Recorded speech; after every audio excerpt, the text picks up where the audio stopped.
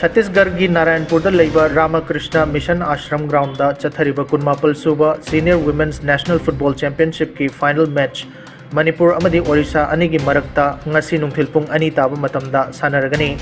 Rajmata Jijabai Trophy 2024-25 ki damak sanagadaba match asida Manipur amadi Orissa gi team singna haukiba thangja numitta sanakiba tongan semi final match singda mai pakladuna final asida changkibani.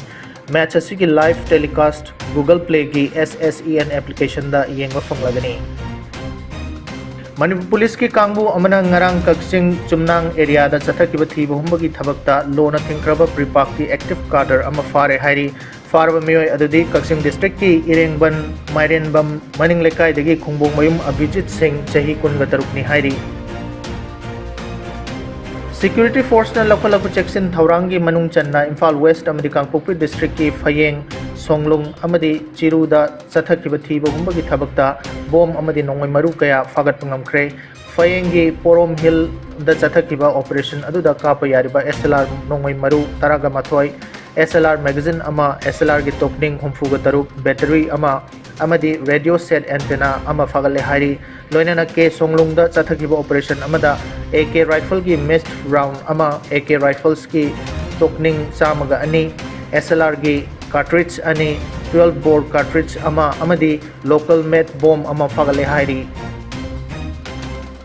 Hokiba October thagi tang amada Imphal West ki mafam amada thokiba thodok amada khulai paiba sakhangdaba singna kihan khanganduna mioi amagi Fortuner 4-wheeler ama munduna pukhiba thodokta chenabani haiba mioi adu masakhangle hairi.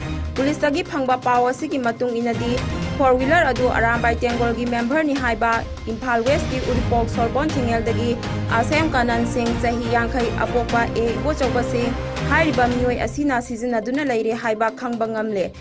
Thodok asiga mari leinana sathakiba operation amada Security Force amadi Manipur Police ki apunba kangbu amana ngarang Sorbon Thingel da leiba Asem Kanan gi yumda red chathaki.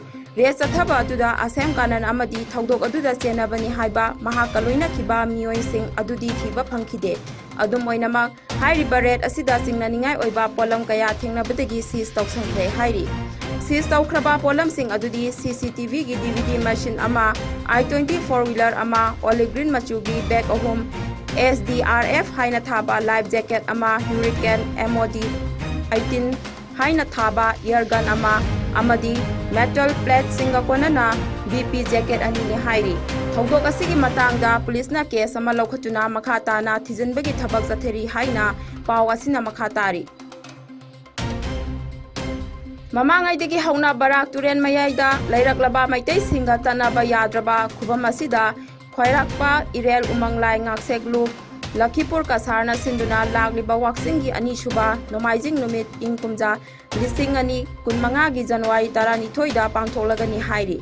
Lai khurambagi thoram asida miyamna jingnaba leitana sarugya biu haina ngaksel luk secretary miyamda paujel lagli.